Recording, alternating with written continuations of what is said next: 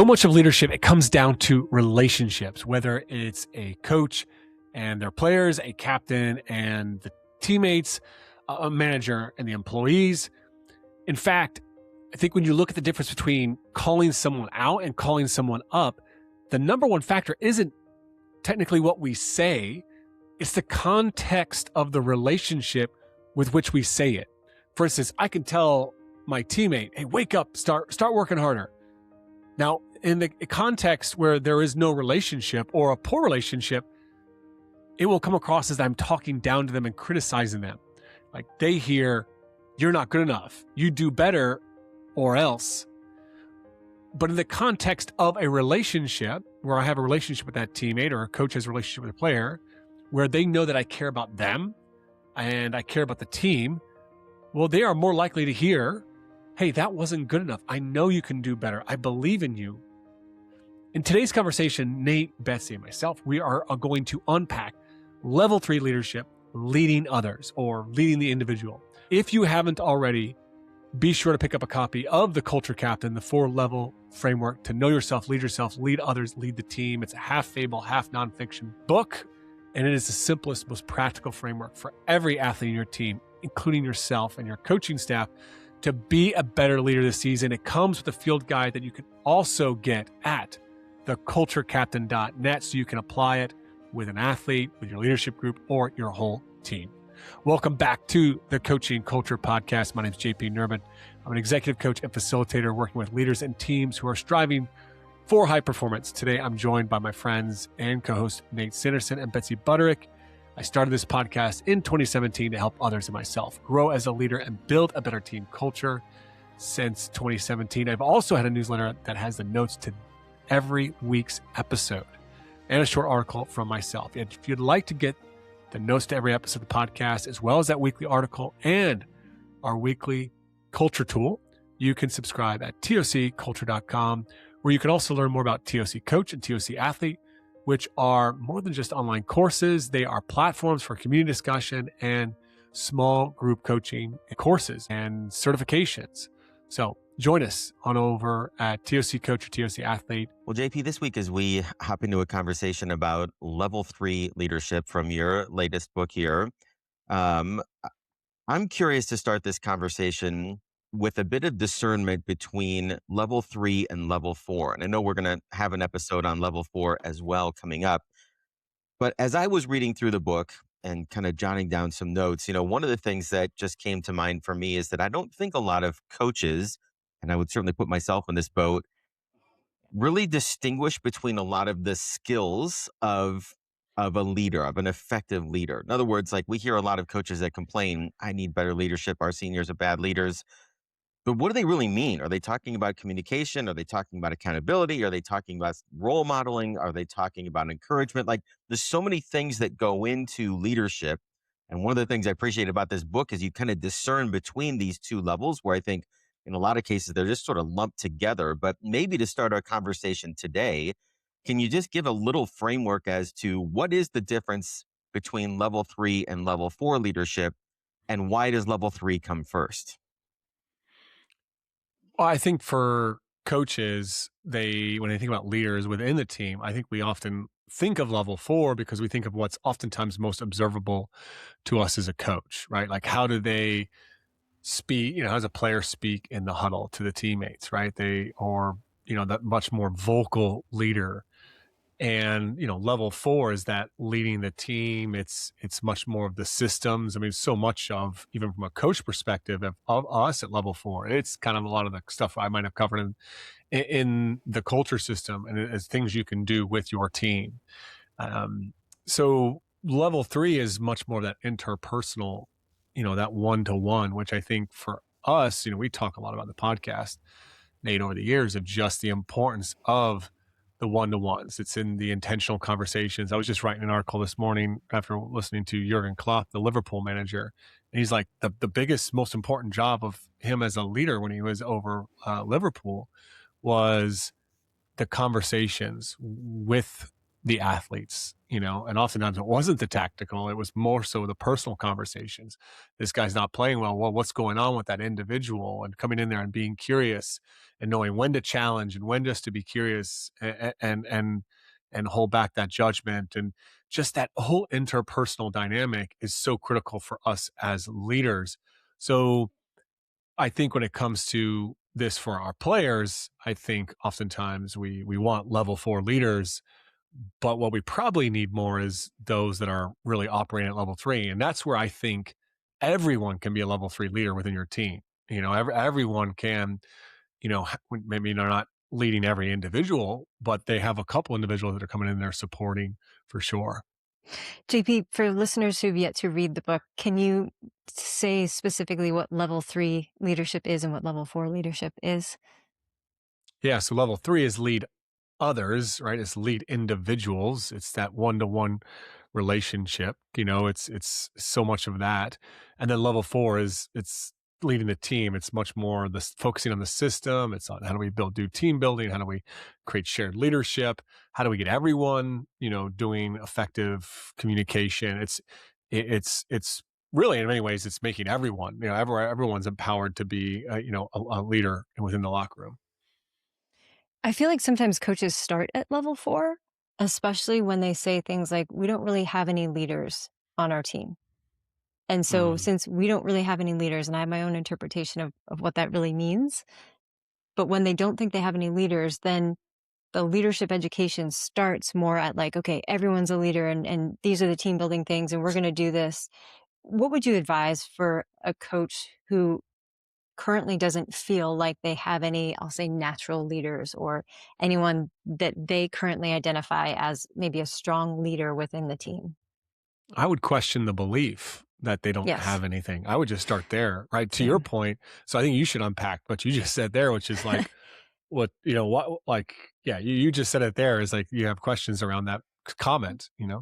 Yeah, what comes to mind first is, okay, you mentioned the belief. I question the belief, right? So when a coach says, we don't really have any leaders on our team, one of my first questions is, how do you define leadership? And when you say we don't have any leaders, what specifically are you looking for in the athletes on your roster that would tell you that they are, in fact, a leader by this coach's judgment or standard? The other thing that comes up for me isn't a question, but more of a what's really true if you don't have any leaders is you have a fantastic opportunity to teach leadership skills within your program. Mhm. And the other thing is self-reflection. Like, we don't have any leaders. Sometimes for me, that signals, okay, as the leader of the program, the person in charge of the program, are you a leader for your team? If you've yet to be a leader for your team in the way that would allow others to develop into leadership capacities or qualities, what can you start with that would foster that education on for the people on your roster? So a couple different things come up for me, but I hate to say I don't want to believe coaches because when they say I don't have any leaders, I'm like, okay, we need to start from a different point. Like before you can say you do or don't have leaders, let's talk about your beliefs about leadership, who you are as a leader, and what you want to be intentional about in terms of leadership within your team or program. Well, I'll ask you this question, JP. Why is level 3 leadership necessary to be a program or team leader? Or is it necessary? I mean, you chose to start with this interpersonal sort of influence and ability to lead, others. But can you be, an organizational or a team leader without necessarily being a good level 3 leader? I would say, we've talked about knowing yourself, leading yourself, which is kind of leading by example, right? And having that example that is not just maybe falling in line with the team standards, but potentially your example raises the standards, right? By your work ethic, your compete, your mindset. However, the example and the standard around team, I think so many of our standards are going to be around this area of level 3 of taking the time to build relationships with other people on the team, to not just be obsessed with your performance. Like I talk about the Joey Votto example, he was a guy that was just show up every day, put in the work, perfect his swing, be a great player. And then he had, his own journey with, struggles with mental health and different challenges like that, where he had this kind of epiphany that, you know, what was really important to also him, what would also make his career much more fulfilling is if he was actually worked on being a really great teammate. So he goes off and he learns Spanish and he starts taking improv classes, right? Like he starts to really work on level 3 leadership. So I think that, if we want to have a great team, we have to have people that are leaning into this level 3 leadership, right? Like it can't exist. Otherwise, we might as well just be playing in many ways, just, a much more individual sport where we're all just focusing on doing our thing, working hard. We're not really caring about other people. In the book, JP, you mentioned Caitlin Clark, and I think that's a really great example, especially during her college career. Of like, she was absolutely, no one would question if you ever saw her play, the leader on their team in terms of the game. But it almost seems like she was starting originally from a level 4 and then made the intentional effort to become much more of a level 3 leader to elevate the quality of the team as a whole. I often feel like, Nate, to your point, when coaches say, this person is or isn't a leader, they are thinking more about level 4 and not just alignment with standards, but production, right? Like, you are a leader, you're leading this team, people look up to you, whether or not you want to be a leader. And then the level 3 leaders, oftentimes we call them the glue players, right? But I don't know that the glue is seen as a leader, even though we know it's essential for team culture. Like, I think we call it something different. Like, oh, they're the glue of this team. We don't say they're the best teammate, they're the best leader on this team. And I think that's a lot of what level 3 from the book is describing, is that person who has great relationships, who's intentional, who's curious about forming connections with teammates, who is the glue, so that then they can be that level 4 leader and lead the team. Like, we know teams fall apart without the glue, but I'm not so sure that coaches automatically view the glue person as the leader.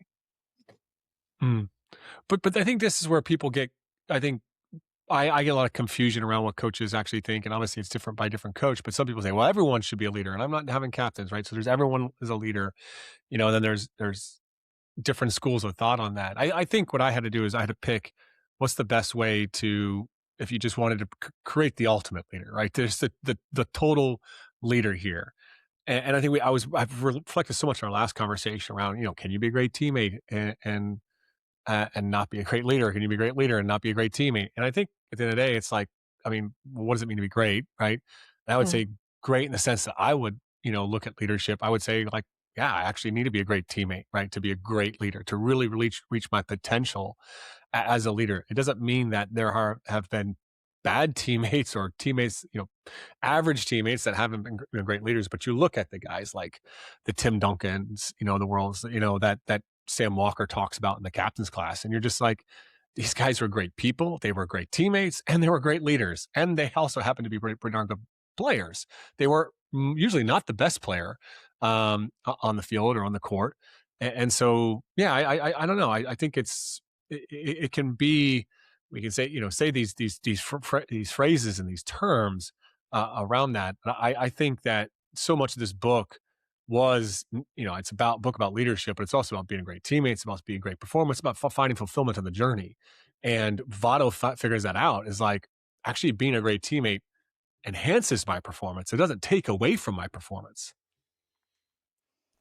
I appreciate that in the book, and also resonated, especially in this level 3 section of the book, about how often with the great leaders, those who evolved into being great leaders, like you give the Joey Votto example, it wasn't that they didn't want to be a great teammate, but they identified as introverted, or they were so focused on being great at their craft so that they could be great for their team, which I think is a different form of being a great teammate, putting in the work and the effort to consistently show up in a certain way that adds value to the team. But then there was this like moment of discovery, whether it was, this is lonely, or I feel isolated, or, there's more here to explore and discover. If you were, let's say, JP, coaching an athlete who wanted to be a great leader.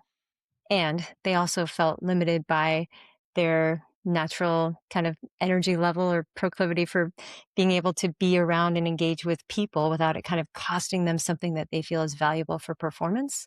How would you recommend that they approach, knowing that they want to, but they also maybe feel very out of their personality or energetic capacity to really lean into level 3 leadership?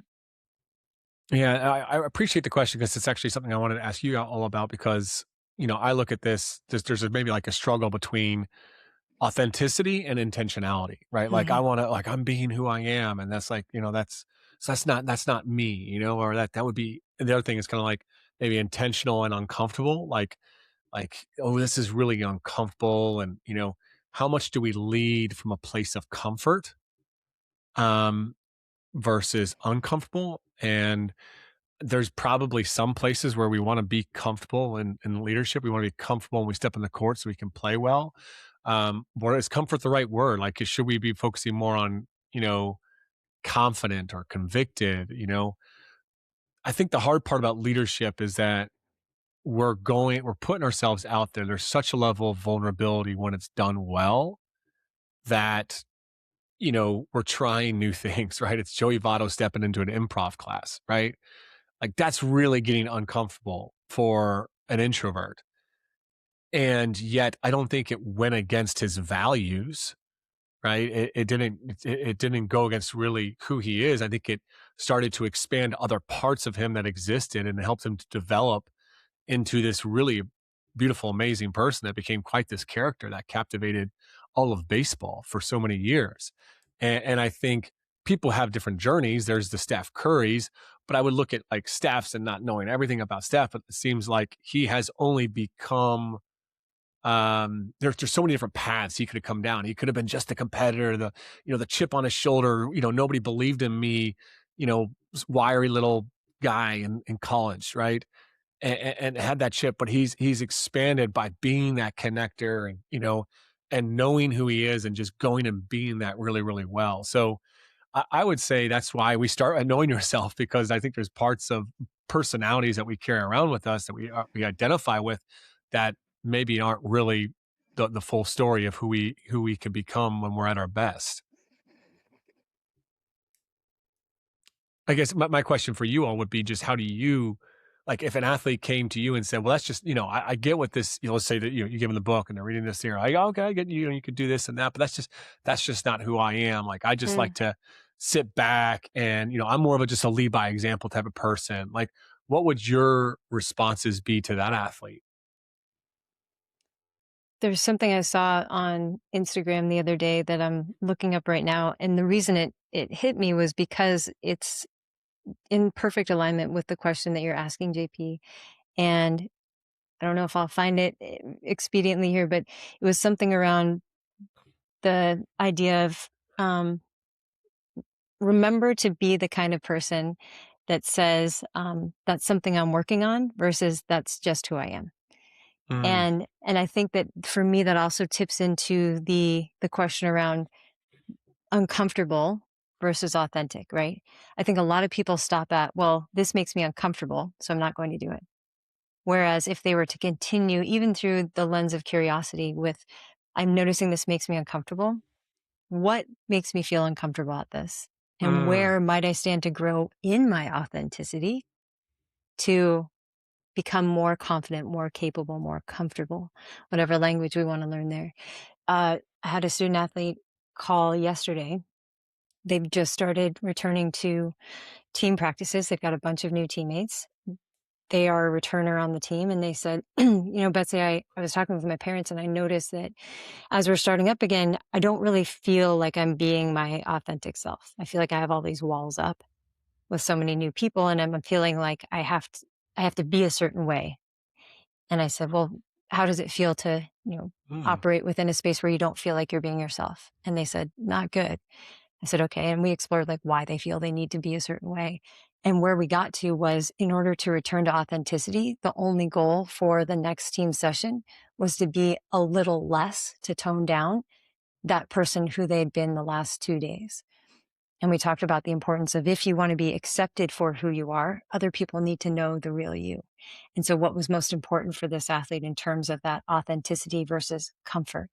But I think it can be a tricky question, to your point, JP, going back to level 1, knowing yourself. I mean, if that's the only journey people ever take, I think that's incredibly important and foundational for any kind of leadership in any context. Mm. I don't know if that's really Yeah. an answer there, but Well, and I would circle back, JP, to, kind of the conversation we had, I think it was in our last episode, about the soup, and about each individual ingredient, bringing some kind of a flavor to the mix that has an effect that the soup changes and it wouldn't change if the carrots weren't in there, whatever. So, I think of a player I had a number of years ago that was really, naturally reserved and introverted, and, went through one sport where they were expected to be, jovial and celebrate all the time. And, like, it wasn't her, and it was super hard for her and really uncomfortable for her. And to me, it was like, I don't understand why they're trying to make this person. Well, I mean, I understand they're trying to make everybody, cheerleaders and whatever else, but like, it just, for her, it was so obvious that it wasn't her, and because of that, I don't think her heart was all the way in with that team, And so when she came to us, part of it is that conversation that you alluded to a little bit here of like, well, tell me what you are as an ingredient in this soup. Like, are you carrots? Are you rice? Are you chicken? Like, what are you when you're most comfortable being you? And then how does that help us to become better? If you miss a day of practice, how is our practice different because you're not there with us? We would ask that question a lot, and I think one of the nice things about this level 3 section in the book is that um, there's so many different ways to engage at this level. So it might be communication. It might be, you're the guy that gives the attention to people when they do things well. It might be being that glue that Betsy talked about, or being the curious teammate. Like, I don't know that anybody's going to do all of those, check all those boxes all the time. But if you gave an athlete a menu and said, well, let's talk about, 5 or 6 of these, leadership skills, these interpersonal skills, are you comfortable, with any of these? And maybe that same player says, well, I notice when players do things well, but I'm not the kind of person that's going to jump up and down and to celebrate in front of everybody.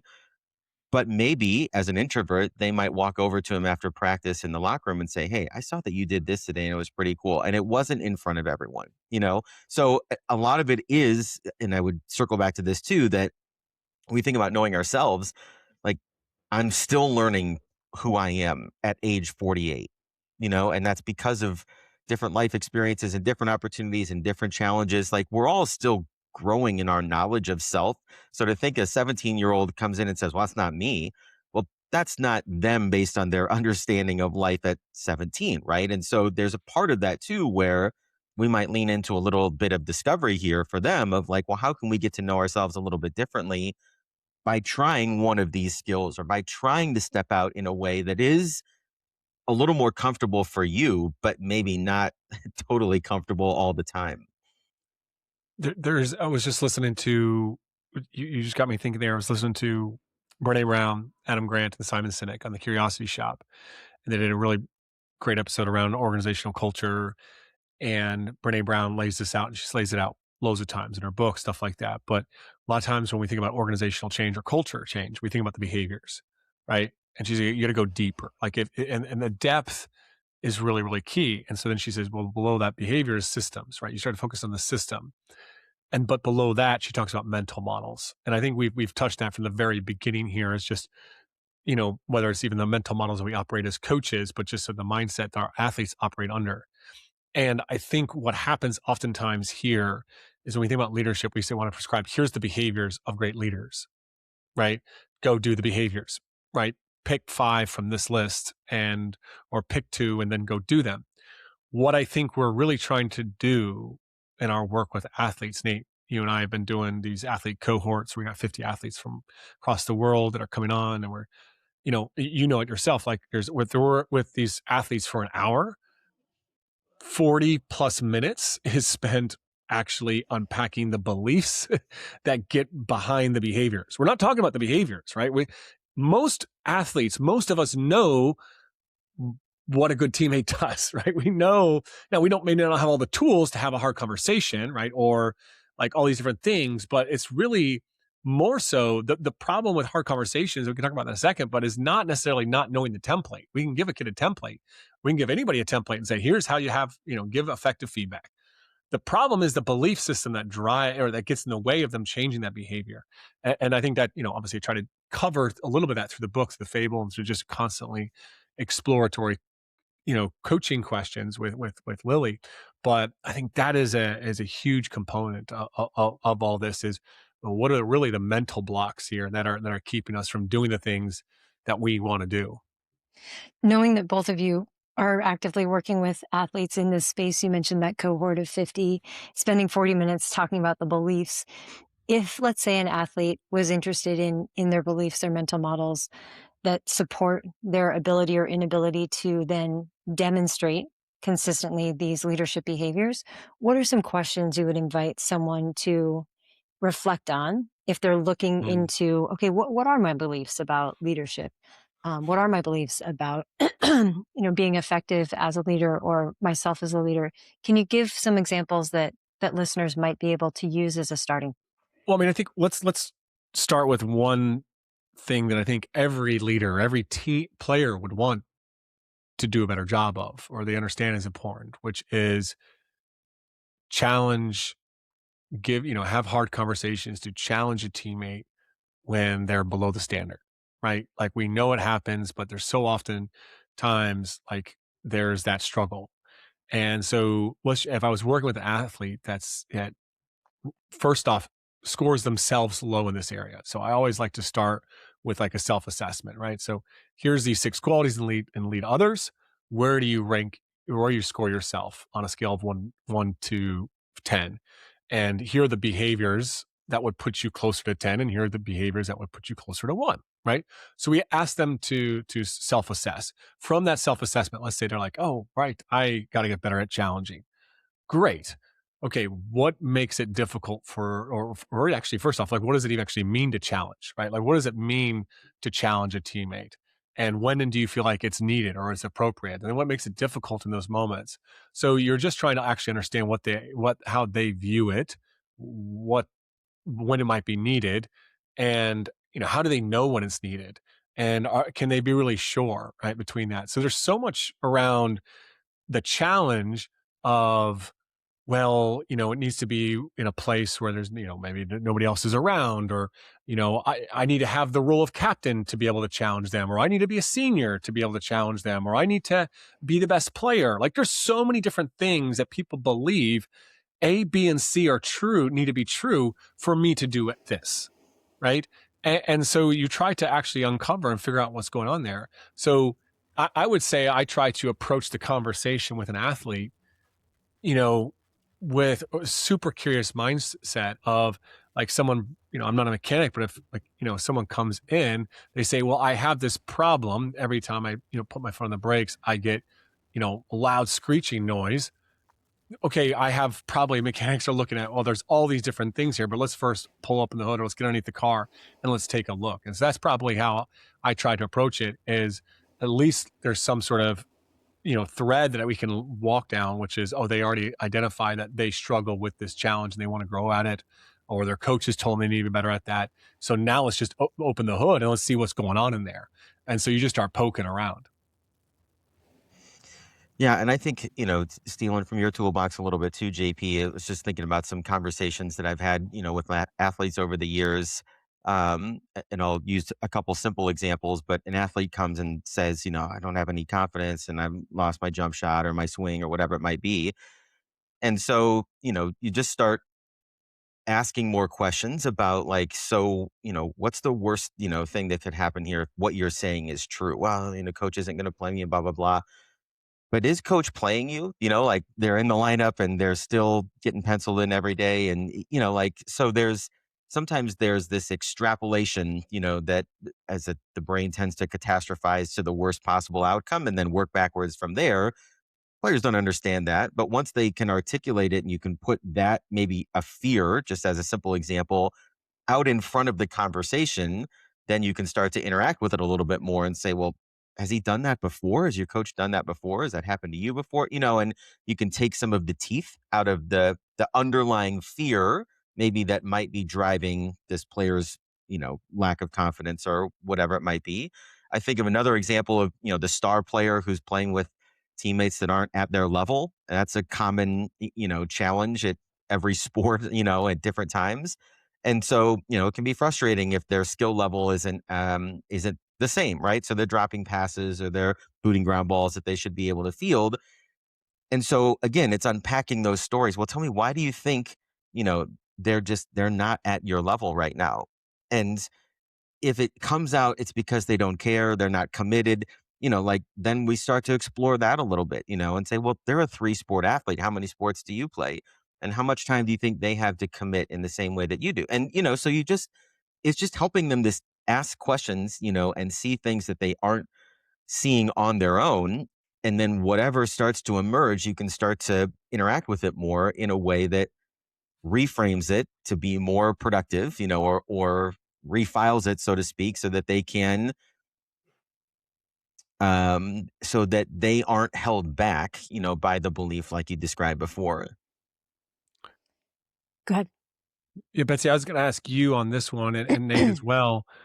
We talked about coaches saying at the beginning, like, "Oh, I don't have any leaders," and oftentimes that was followed up. Nobody will call anybody out, Mhm. right? Like as the communication specialist here, people are coming to you going, "How do I get my team to challenge each other, to call each other out?" Uh, my question is, what are coaches getting wrong in that? Like, what are some maybe beliefs there that are actually working against them, and maybe what they want in that, or what they look like? Like, yeah, I don't know. Just explore that for me. I mean, so this goes back to, for me, accountability. Like if I ask, how many people here think accountability is important for individual and team success? Every hand goes up. And if I ask how many people have had an experience holding someone accountable or being held accountable that for them was not positive, not just meaning it didn't feel good, but it didn't feel productive, it felt maybe detrimental to the relationship versus supportive, most hands go up. So there's a disconnect here. And I think that disconnect also shows up in coaching when we say, you need to call each other out, right? One of the activities I like doing with teams of all ages is breaking them into small groups. And then they've got a piece of paper with a line down the middle, and called out is on the left and called up is on the right. And then I'll spend some time asking them as a group to write down what are the different qualities or behaviors or words that for you fall into the called out side. And then what for you is different or true about the called up side. What's really interesting is oftentimes, especially in different groups, people will have the same thing, but on different sides of the line. And so for me, that gets really interesting as a communication specialist working with language. Okay, so if this thing here, this group says is being called out, but if this thing here is being called up, what's the difference? What's that about? So one thing might be a coach stopping practice to single out an athlete and challenge them to do something. One group puts it as called out. The other group puts the same thing, coach stopping practice, singling out an athlete to challenge them, as being called up. And what I've heard in that situation is, well, it depends on the relationship, right? It depends on who they're picking on. And they use the word picking on, right? But it's like, or targeting is the extreme language used in that scenario. It depends on the relationship. It depends on who they're picking on, because are they doing the same thing to, let's say, the best players or the players that get the most playing time? Or have they decided to go after kind of low hanging fruit and pick on someone that is doing the same thing that everybody else has done, but now they're getting called out for it? So the relationship matters, the context matters. Then also they talk about tone a lot. And the difference even between being challenged to call someone up or being challenged in a way that kind of reinforces shame or blame or criticism or a lack of belief, those are sometimes the differences. So I think every coach has a positive intention when they say, you guys need to be able to call each other out when we're below the line. It's a great intention. If we haven't practiced that, if we haven't unpacked, to your point, beliefs around, am I someone who can do that? Because as a freshman who's new on a team, there's no way I'm going to call out a senior captain, even when their behavior is very below the line, because I haven't earned that status. Who am I to do that? So there's so many different elements at play that I think many coaches haven't yet considered in terms of what are the barriers. And that's the thing we can ask. Like within our team, what are the barriers to us being able, regardless of position, regardless of age, regardless of years of experience or skill level, to be able to name when things are below the line? And then the other part for me is, are we also, and you mentioned this, JP, as far as championing and challenging, are we not just calling out the bad things when we're below the line? Are we also, with equal intention, naming the behaviors that are above the line when we see them as well? Because if we only have calling out as a negative context, it's probably not going to be something that's easily reinforced as a positive behavior within our team. It's so difficult, this challenging and doing it well. Like, it's so difficult, not just for athletes, but for coaches. And I go back to time and time again, those coaches that will say, well, we got to get people that, we need some people that call each other out around here. And that same coach can't challenge their assistant coach for the crappy job they did in film, or the fact that they have their phone out in every meeting, or they're doing other work in a staff meeting. Like, these are just common things the head coach can't address, and yet they want their players to do it.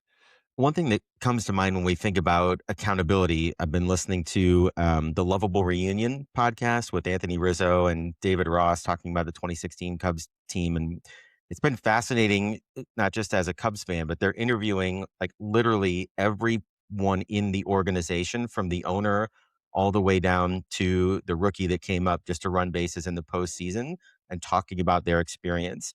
And what I find really enjoyable and entertaining and interesting about David Ross as a teammate is how all these guys come on the podcast and they talk about how, in different words, but essentially how Rossi could mother F you, just lay out in the locker room for a lack of effort, or you didn't run it out, or guys would go in the locker room at the end of the, seventh, eighth, and ninth inning while the bench guys are in a blowout, and Ross would come in and just blow the place up and be like, these guys are out there cheering for you. Why aren't you out there cheering for them? Get the hell out there, and just, tear the paint off the walls.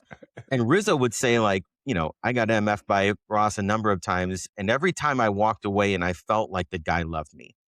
And when you read Ross's book, or you dig into some of the articles about him being this great teammate over the course of his career, what allowed him to stand up for standards in his own unique way was his ability to be a level 3 leader, because he connected with everybody every single day. When he came into the clubhouse, he was always on the top step, even though he was only playing once every 5 days. He's talking through at bats with players. He's talking to pitchers in the bullpen. Like, he is invested in every interpersonal relationship on that team. And so when, the grizzly, grumpy old veteran all of a sudden sees a standard not being upheld and just loses his shit, people respond to that, and aren't offended by that, and they aren't put off by that. I mean, they have a response to that, obviously, but like, they walk away feeling like Rossi cares. And this is just one of the ways that he shows that, So like, there's a blend in all of that of him being authentic and connecting as a level 3 leader, and upholding the standards. And because of those connections, guys responding to his leadership in that way. And I've followed the Cubs for 40 years now. Like, I don't think they win without that kind of influence in their clubhouse. So this is one component of leading others, right? There's 6 things I talk about: connection, care, curiosity, communication, like competitive communication, and championing, and then challenging, right? But this is 1/6 of it, this challenge. And I think you just really hit on it really well there, Nate, of like how important those other components are to get us to this place where we can challenge, we can call people up. Um, However, I know this is a really important one, like that there is that challenge, that accountability. So what, Betsy, and Nate, how would you work with, or how could coaches work with their athletes from your perspective on this area, to work on some of those limiting beliefs that might prevent them. To the point both of you made earlier, I think starting with self, like what are my beliefs around my ability to call up or call out anyone else on my team? Even this might sound risky or inappropriate, even what is your ability to do that as an athlete with your coach? Because to the point you made earlier, JP, oftentimes as coaches, they're asking their athletes to do something that they themselves are not actually doing. So the limiting beliefs might be more global. I'm a new member to this team. I haven't earned the right to yet. It might be more localized of, well, this person and I don't really know each other, so I don't feel like I can do that because the relationship isn't there. But what are your beliefs about yourself, your beliefs about your relationship with others that make it feel more possible or less possible to call someone out or call someone up? And then from there, what needs to be true in order to get to a more level playing field where either I have shifted my internal belief, and sometimes it starts with purpose, right? If I can see calling up versus calling out, that might be a language shift. If I can see that when I call someone out, it's because I care versus I'm being critical. So whatever shifts need to happen internally in order for someone to feel that they have a greater capacity or ability to then do what needs to be done when a coach is saying, hey, you need to be able to call each other out. So I think it starts with self-reflection and where are the barriers currently? And then how can I shift or change even just internally some of those barriers to make it more possible for me to do this thing that coach is asking of me. Yeah, JP, I just am reminded of a conversation I had with an athlete not too long ago about just their confidence in speaking out on the field to their teammates with things that they, see backside of the defense, that sort of thing. And, as they were sort of explaining their hesitancy, we really started to explore, some of the fears, kind of like I talked about before, about what are you afraid of if you speak out? What reactions from your teammates are you afraid might happen? What's the worst thing that could happen here? And we kind of get that story out of the way a little bit about how this could go terribly wrong. Um, but then we kind of make a shift and ask, well, what's the best thing that could happen? Because again, a lot of times the brain is like trying to, be able to cut off all these terrible scenarios that could happen. So its defense mechanisms get up and they don't necessarily think about, well, my older teammates might actually appreciate it when I tell them that there's a guy over here or the ball's over there, what have you. So it's just a shift in perspective when we start to think about how stepping out, to challenge or to communicate or to whatever that skill might be beneficial, as like the odds could be the same, of something good happening and something bad happening. The other thing I take away from this section in the book, I think is really interesting, is that at the end of the section on level 3, you talk about sort of the simple framework for challenging, where, it's look at the goal. Hey, guys, we said we want to try to make the state tournament. We observe what's going on right now. We're not going as hard as we can. What's going on here? Am I wrong? Am I right? Like, what do you guys see? And what I find so interesting about that simple template, JP, is that coaches do that all the time. Like, that's coach speak 101. We want to win a conference championship and you're not going to touch the line. And then instead of being curious in step 3, then they shift over to, take the paint off the walls and lose their shit. And there's no opportunity to interact with that moment, interact with the choices that are in front of the team that they may not see. And so I think that's a skill that coaches themselves can get better at, is rather than flying off the handle, when a standard isn't being met that's going to match the goal that they have for the team, if they can demonstrate more curiosity and engagement, that opens the door for players to do the same, both because they've seen it and they've experienced it in conversation.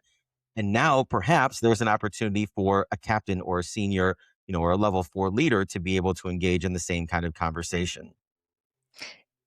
And I want to circle back quickly, Nate. You said, what's the worst that could happen, right? If you do this, and then inviting them to think, well, what's the best that could happen? If someone is deeply rooted in fear, you can still work with that by shifting the perspective with the worst case scenario. So Nate's starting point of what's the worst that could happen if you do, working with fear, what's the worst that could happen if you don't? So if best case scenario feels like out of touch for someone because the fear is so deep or so strong from their mental model, you can still work with that in a positive way by shifting the context of here's what happens if you do, here's what happens if you don't, and then aligning those with values or team standards. Great point, Nate. So here's something that coaches could try. Coaches could even do with their players, based on what you all just shared, which is every coach listening can think of a hard conversation they haven't had, right? Probably with another adult, probably with someone on their coaching staff, or probably someone in their life, right? And you could also do this with your players. Say, hey, what's the time where a teammate's, been below the line potentially, and you haven't said anything, you haven't had the hard conversation. And when we explore what's getting in the way there's probably one of these four, if not multiple beliefs that get in the way. The big four, in my opinion, are, well, I'm not sure. Like, I'm not really fully sure if they're below the line, or like, I don't, like, it's just this, we kind of are uncertain of the behavior, or who am I? We've talked about that today, or it won't matter. Just knocked over my water bottle. The other one is like, it won't matter. Like, it's like, if I say something, they're not going to change, or I'll lose the relationship, right? These are oftentimes some of these big beliefs that get in the way. And for us to explore that, notice that, and then recognize, back to what Nate just shared on the template, that the curious challenge really doesn't risk any of those things.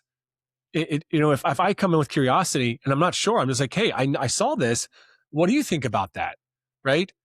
I'm not like, I'm leaning into the fact that I'm not sure. I'm not certain that what they're doing is horrible, or this or that, or that's their intentions. And then we share our intention. Oh, who am I? Hey, I'm a teammate, right? I'm your teammate. Like, we all want to win here. Like, so I'm leaning into, I'm not saying I'm better than you. I'm just sharing I'm your teammate, and we all want to win, and we have the same common goal. And when we have that curiosity, like, it won't matter. Like, they won't change. Like, we're leaving that up to them. We're not trying to force change. At the end of the day, they may not change 100%, right? That's anytime we give feedback, we can't force others to change, but we're giving them the invitation. And what we see time and time again is that these curious challenges, they oftentimes uncover, they lead to a conversation that enhances the relationship. So every coach, examine the beliefs there, but start to unpack maybe some new ways that actually coming with a curious challenge, it can actually enhance and overcome some of those beliefs. At the end of the day, be curious, not judgmental. All right, that's it for today's episode. Thank you for listening.